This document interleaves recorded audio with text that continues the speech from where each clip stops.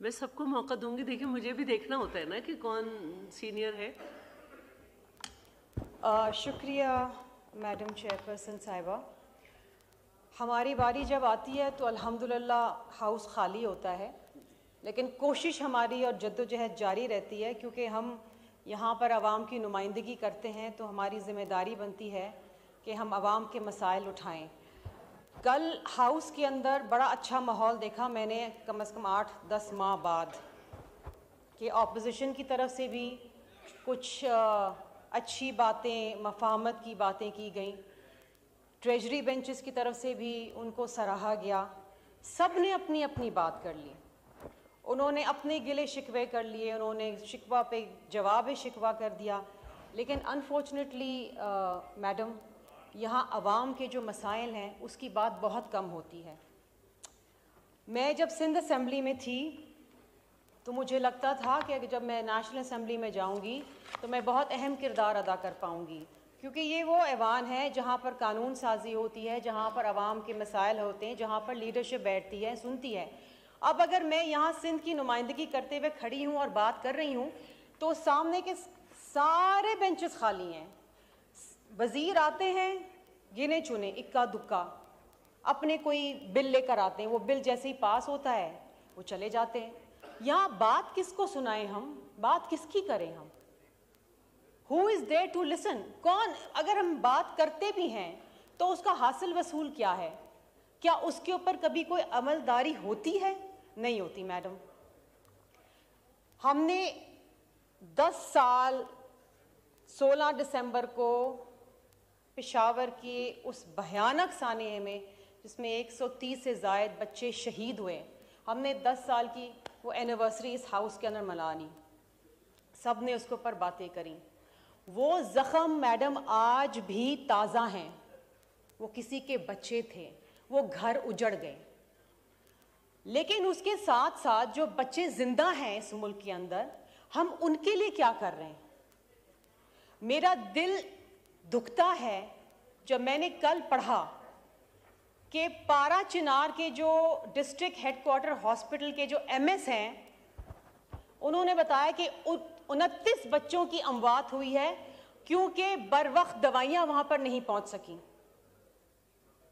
ये सिर्फ बच्चे हैं, ये वो बच्चे हैं जो खेलते कूदते बच्चे थे, बीमार हुए, माँ बाप अस्पताल ले गए, लेकिन वहां से लाशें लेकर आए। आप सोचें कि वो कर्ब क्या होगा कि मेरा बच्चा अस्पताल में है और मेरी कोशिश है, दुआएं कि मेरे बच्चे की हालत बेहतर हो जाए, लेकिन सिर्फ इस वजह से मेरा बच्चा मर जाता है कि वहां पर पिछले 70 दिन से रोड बंद हैं और सूबाई हुकूमत कुछ नहीं कर रही, वहां पर मेडिसिन नहीं पहुंचा रही।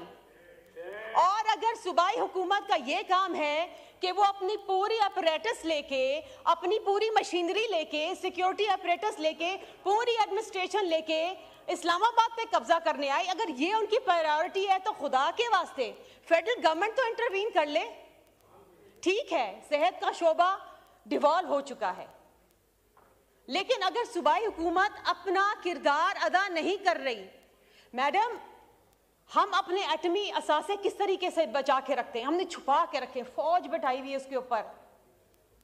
हमारी जान से ज्यादा कीमती हमारे एटमी असासे, हमारे एटमी असासे।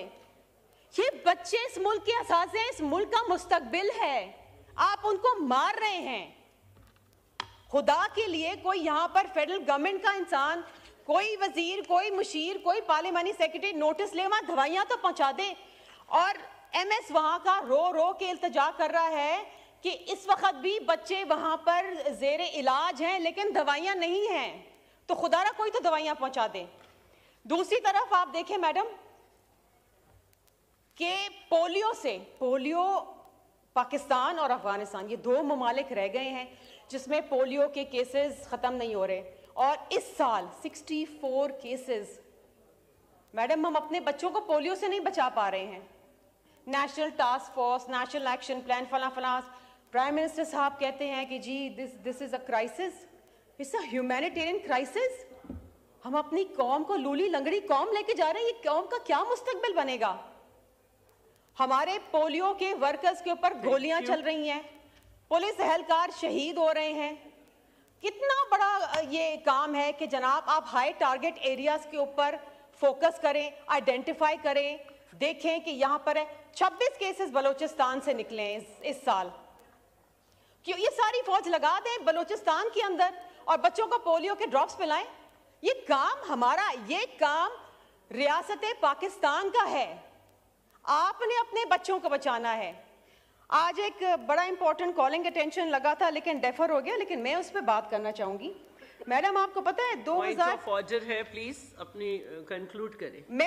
मैडम मुश्किलों से तो 8 दिन बाद बात करने का टाइम मिला है, उसमें भी मैडम आप तो खातून हैं, आप समझती हैं, आप एक माँ भी हैं और आप समझती हैं कि क्या ये तकलीफ दे बात है।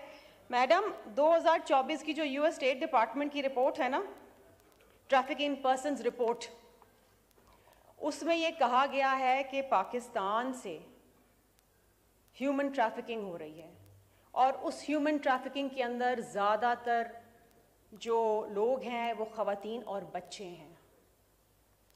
देखिए 2023 के अंदर, और ये गवर्नमेंट की अपनी फिगर्स हैं जो मैं कोट कर रही हूँ, 2023 के अंदर 18,000 केसेस इन्वेस्टिगेट हुए।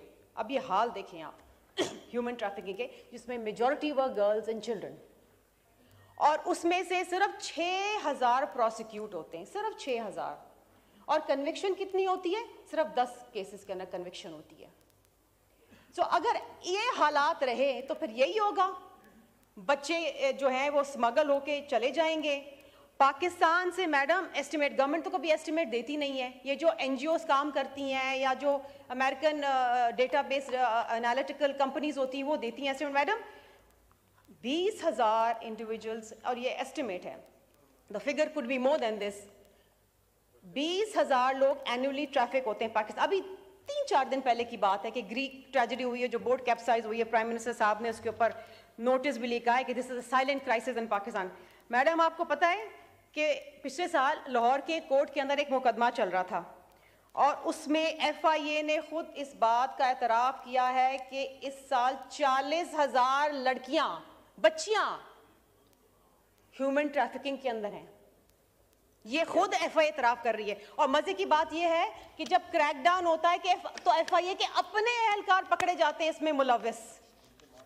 और दूसरी जो तकलीफ दे बात है मैडम, नहीं मुझे प्लीज बात करने, कभी ऑर्डर है ये, पॉइंट ऑफ ऑर्डर है मैडम, मुझे पता नहीं अगली दफा मौका कब मिलेगा मैं सारी बातें तो कर लूं, लेकिन एक और भी लेकिन यहाँ जवाब देने के लिए मैडम कौन है? मुझे कोई जवाब तो दे दे कि खुदारा कोई पारा चिनार के अंदर दवाइयां पहुंचाएगा अस्पताल को।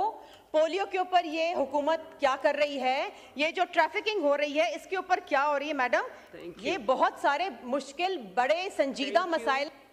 Thank you. मिस्टर केसुमल खेलदास।